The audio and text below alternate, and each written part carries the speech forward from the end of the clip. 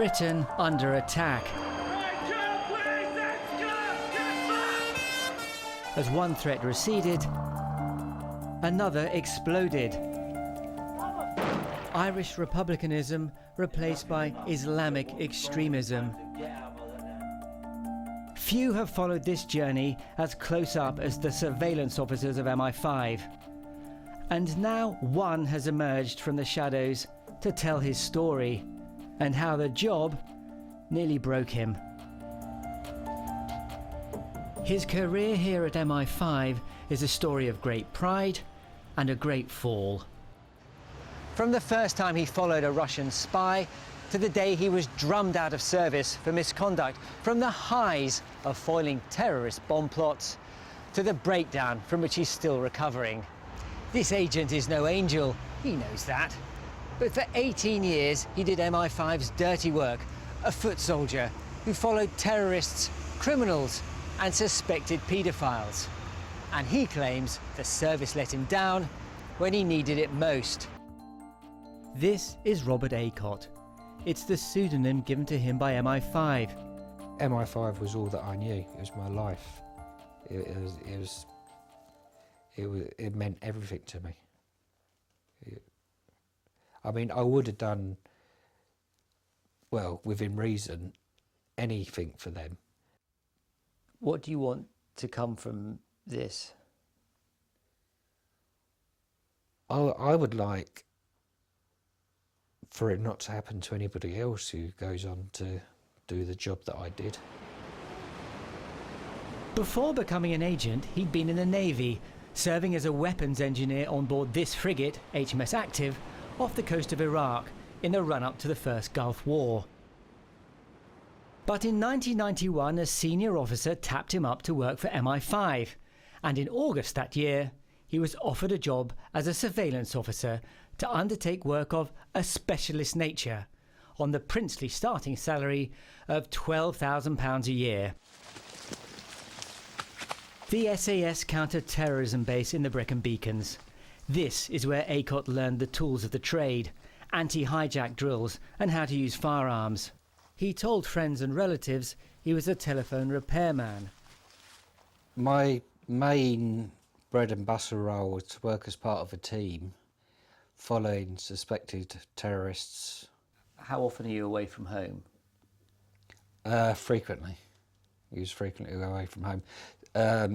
You would phone up for your duties, and you quite often it would just bring a bag for 7 nights. Or the worst case scenarios were that you would go to work and you had no idea that you would end up going away because the target had moved to another part of the country, and you've had to stick with the target, even if they leave the country. Were you good at your work? Oh yeah, that sounds really big-headed, doesn't it? No, I was very, very, very well regarded in my work, and that was why I was often cherry-picked for the need-to-know jobs. Jobs that slowly, gradually ground him down and haunt him still. The 1990s was the decade when the IRA conducted a series of spectacular and deadly attacks on mainland UK, including twice in the city and at the Arndale shopping centre in Manchester. Acott followed hundreds of Irish targets, but one job stuck with him. Operation Tinnitus was a huge job. Police have smashed a major terrorist bomb plot. They've killed an IRA suspect, arrested 5 others, and seized 10 tons of explosives, along with weapons. That resulted in Dermot O'Neill being shot dead in a lodgings house off of Hammersmith Broadway. I've followed him day in, day out for absolutely months, and I know it seems a bit strange to say, but when he was actually killed, I actually felt a bit sad for him, even though he was a terrorist. I mean, he had a lock-up in Hornsey with 4 crate bombs made with homemade explosive fertiliser, ready to go, Kalashnikovs, pistols, rounds of ammunition. But other than that, he was a normal bloke. He was quite fashion conscious. Always had like Levi 501 jeans and like Ben Sherman type shirts. You saw him just before he died, didn't you? Yeah, I was with him in a pub. He had a few pints in there. Then he walked across the bridge, and there's a flyover bit, and he stopped there. He peed up against one of the columns. Then he went into the lodgings. SO19 went in, the police firearms unit, and it all went pear-shaped, basically. He didn't comply with the police instructions, and he was shot several times.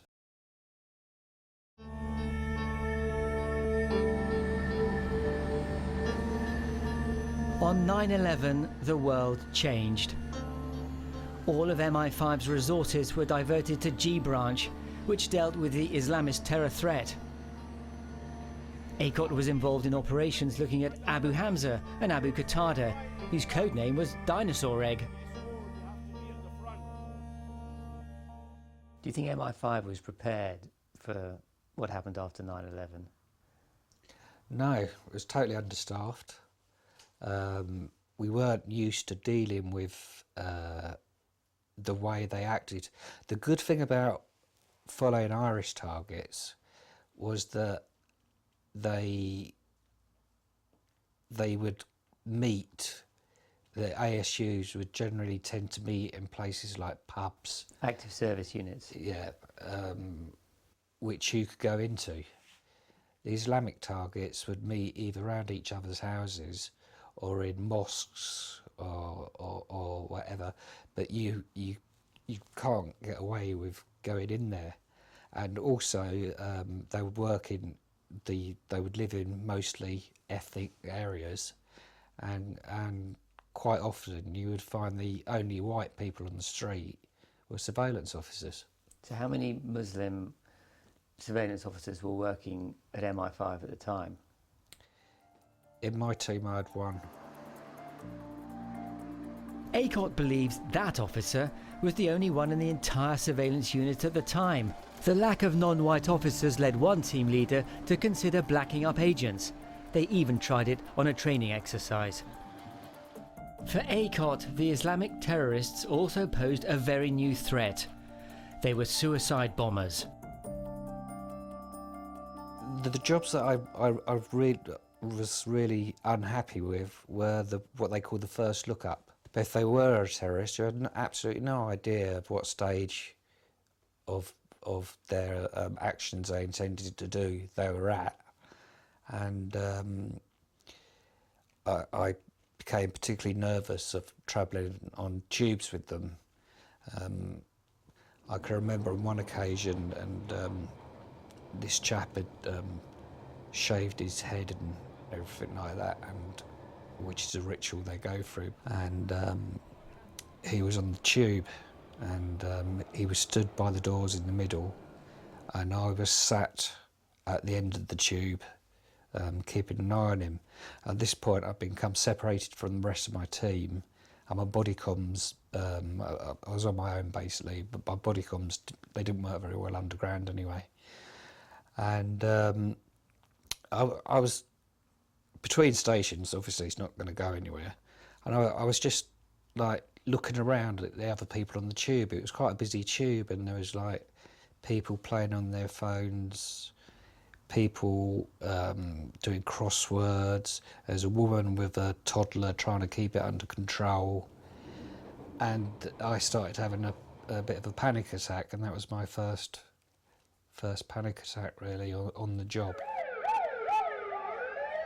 Acott says that lack of manpower became obvious after the July the 7th bombings. It would have required a small army to follow the number of high-priority targets they had to look at. And a year later came the airline bomb plot, a plan to blow up 8 transatlantic jets with liquid explosives. That was horrendous. There was about 8 targets, mostly based in Walthamstow, I think a couple in High Wycombe, can't remember now. and it was a 24-hour-a-day job, and it went on for quite some time. And with all of Special Branch, all of MI5, there was just not enough people. So CID became involved, even British Transport Police became involved, but that's how desperate it became. That would have eclipsed 9/11. I mean, it would have been horrendous. When you're doing a job like that, how much is that weighing on you when you're following a suspect? It's extreme pressure. You don't want to lose them, but at the same time, you don't want them to see you following them. Acott says the main target was codenamed Lion Roar. Lion Roar, it seems, was in two minds about whether to martyr his wife and child as well. Just before he was arrested, he made a martyrdom video and then took his family to mother care, which Acott found astonishing.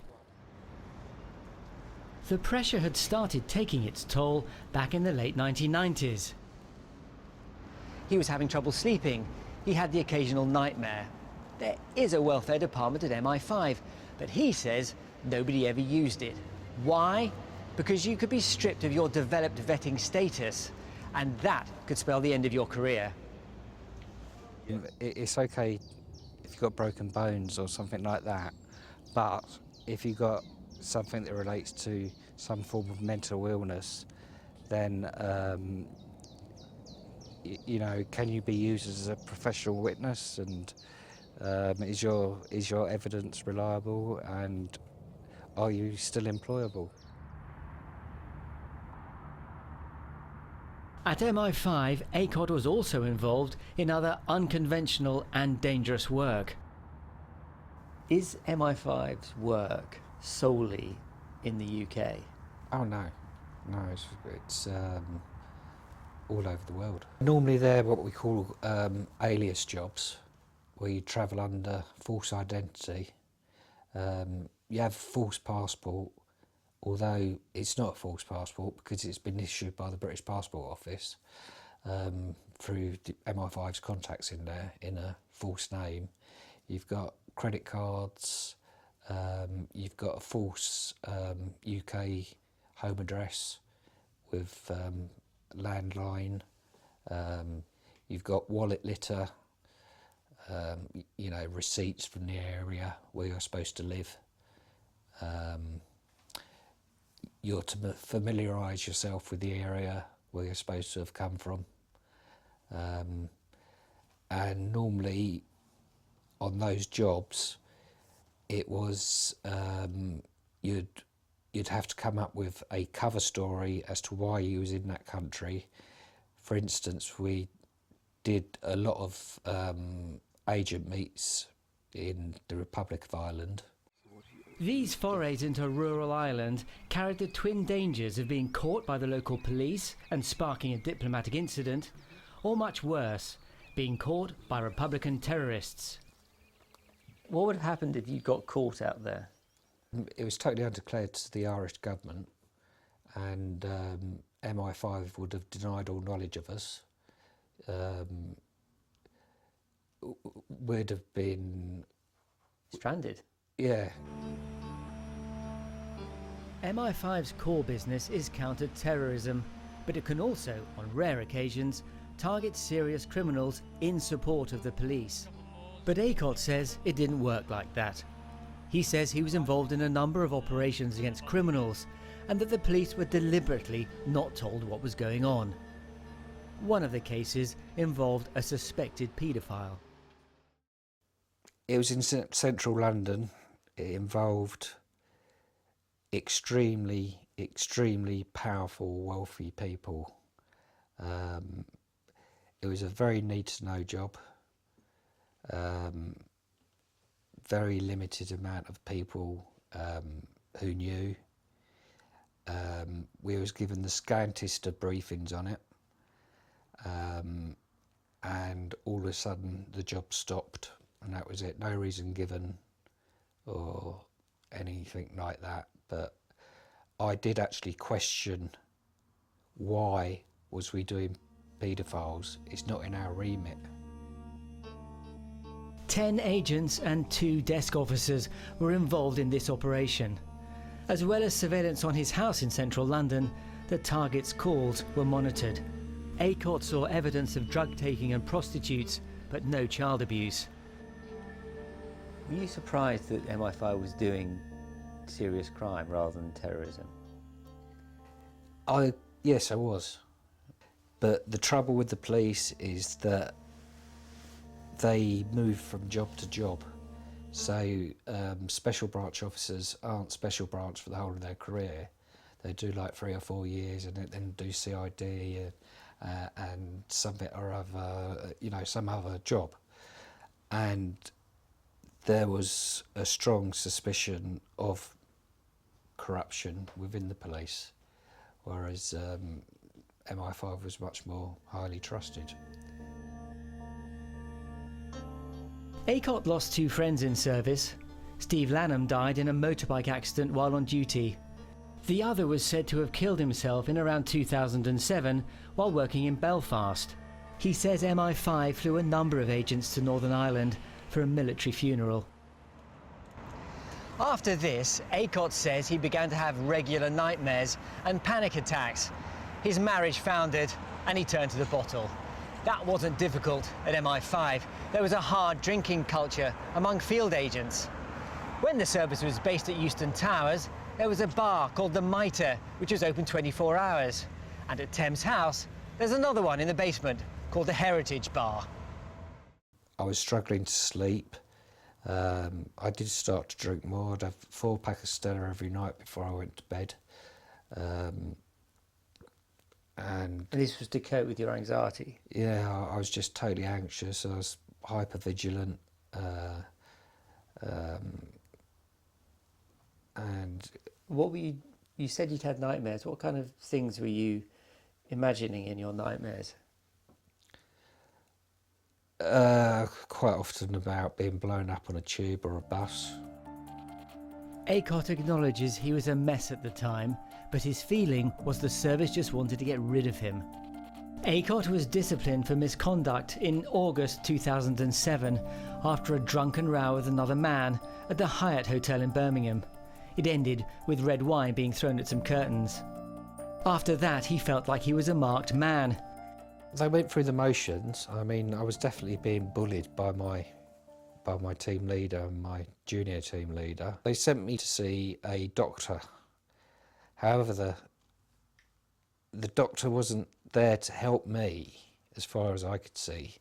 The doctor was there to diagnose me as an alcoholic. Did they show any sympathy at all for the condition that you were in at that time? None whatsoever. In April 2009, MI5 doctors again assessed his drinking, but accepted he wasn't an alcoholic. They said there was no need for occupational health intervention if they do not have any performance concerns. 6 months later, he was sacked. Not for drinking, but for what he left in his garden shed. An unmarked document from a training course years earlier. Someone else found it and took it to the police. The episode was investigated by B Branch, MI5's internal affairs department. There is no union at MI5, and at his tribunal he was represented by a volunteer from the service's staff body, which is called START. Acott was signed off sick at the time, but MI5 said they'd conduct the tribunal with or without him. And that was that. He was told to clear his locker. In the following weeks, he tried to commit suicide. His parents implored MI5 to reconsider on the grounds he was suffering from PTSD, but a psychiatrist used by the agency disagreed.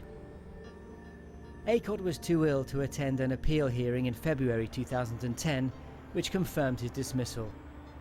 The panel which sat in judgment told MI5 to provide him with help for his ongoing physical and mental health problems, and to find alternative employment. He says he has had no help.